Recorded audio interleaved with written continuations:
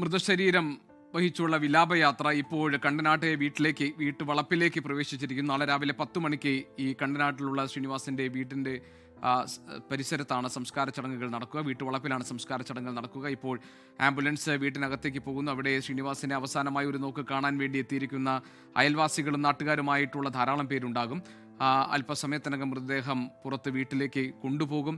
ഞങ്ങളുടെ പ്രതിനിധി എസ് വിജയകുമാർ നമ്മളോടൊപ്പം തുടരുന്നുണ്ട്. വിജയൻ, നേരത്തെ മൃതശരീരം വീട്ടിൽ നിന്ന് ടൗൺ ഹാളിലേക്ക് കൊണ്ടുപോകുമ്പോഴും ആ മൃതശരീരത്തെ അനുഗമിച്ചിരുന്നു. ടൗൺ ഹാളിൽ നമ്മൾ കണ്ടത് ചലച്ചിത്ര മേഖലയിൽ നിന്ന് മാത്രമല്ല, ജീവിതത്തിൻ്റെ നാനാ തുറകളിലുള്ളവർ, സമൂഹത്തിൻ്റെ വിവിധ മേഖലകളിൽ നിന്നുള്ളവർ ശ്രീനിവാസനെ അവസാനമായി ഒരു നോക്ക് കണ്ട് അന്തിമോപചാരം അർപ്പിക്കാൻ വേണ്ടി എത്തിയിരുന്നു. പ്രമുഖരായവരും സാധാരണക്കാരായിട്ടുള്ള ആളുകളുമൊക്കെ ശ്രീനിവാസനെ കാണാൻ വേണ്ടി എത്തിയിരുന്നു. ശ്രീനിവാസൻ സിനിമകളിലൂടെ, ആ കഥാപാത്രങ്ങളിലൂടെ, ആ കഥാസന്ദർഭങ്ങളിലൂടെ മലയാളിയുടെ ജീവിതത്തിൻ്റെ അടർത്തി മാറ്റാനാകാത്ത ഒരു വ്യക്തി എന്ന നിലയിൽ ശ്രീനിവാസൻ കഴിഞ്ഞിരുന്നു. അതുകൊണ്ട് തന്നെ ഓർമ്മകളിൽ എന്നും ചെറുപ്പമായി തന്നെ ശ്രീനിവാസൻ മലയാളിയിൽ ഉണ്ടാകും.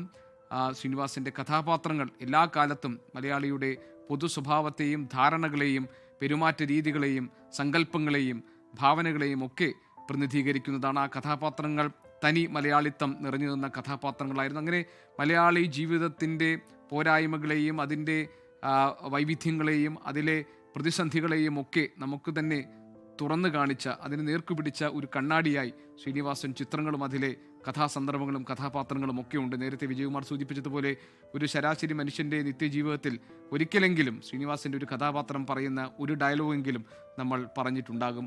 ഒരുപക്ഷെ നമ്മൾ ഓർക്കുന്നുണ്ടാകില്ല ഇത് ശ്രീനിവാസൻ്റെ പേനയിൽ നിന്ന് വന്ന ഒരു വാചകമാണ് എന്ന് ഓർക്കാതെയോ ആ സന്ദർഭത്തെ ഓർക്കാതെയായിരിക്കും. പക്ഷേ ഒരു ശരാശരി മലയാളിയുടെ ജീവിതത്തിൽ ശ്രീനിവാസൻ്റെ കഥാപാത്രങ്ങൾ കടന്നുപോയ അതേ വഴികളിലൂടെ നമ്മൾ നിത്യേന എന്നോണം സഞ്ചരിക്കുന്നു. ശ്രീനിവാസൻ അങ്ങനെ മലയാള സിനിമയ്ക്ക് ശ്രീനിവാസൻ്റെ ഭാഷയിൽ പറഞ്ഞാൽ എടുക്കണ്ട എന്ന് കരുതി 500 സിനിമകളാണ് എൻ്റെ സംഭാവന എന്നൊക്കെ അദ്ദേഹം നർമ്മം കലർത്തി പറഞ്ഞാലും മലയാളിക്ക് ഒഴിച്ചുകൂടാനാകാത്ത, മറക്കാനാകാത്ത, അടർത്തി മാറ്റാനാകാത്ത നിരവധി കഥാപാത്രങ്ങളെയും കഥാസന്ദർഭങ്ങളെയും ഒക്കെ സമ്മാനിച്ച ഒരു വലിയ സിനിമകളുടെ വലിയ സംഭാവനകൾ അത് ബാക്കി വെച്ചാണ് ശ്രീനിവാസൻ തിരശ്ശീലയ്ക്ക് പിന്നിലേക്ക് മറയുന്നത്. ശ്രീനിവാസന്റെ മൃതശരീരം ഇപ്പോൾ ആംബുലൻസിൽ നിന്ന് പുറത്തേക്ക് കൊണ്ടുവരികയാണ്, പുറത്തേക്ക് എടുക്കുകയാണ്. വീട്ടിൽ ഇനി ബന്ധുക്കൾക്കും അടുത്ത സുഹൃത്തുക്കൾക്കും നാട്ടുകാർക്കുമൊക്കെ ശ്രീനിവാസനെ അവസാനമായി കാണാനും അന്തിമോപചാരം അർപ്പിക്കാനും ഉള്ള അവസരമാണ്. നാളെ രാവിലെ 10 മണിക്കാണ് സംസ്കാര ചടങ്ങുകൾ നടക്കുക.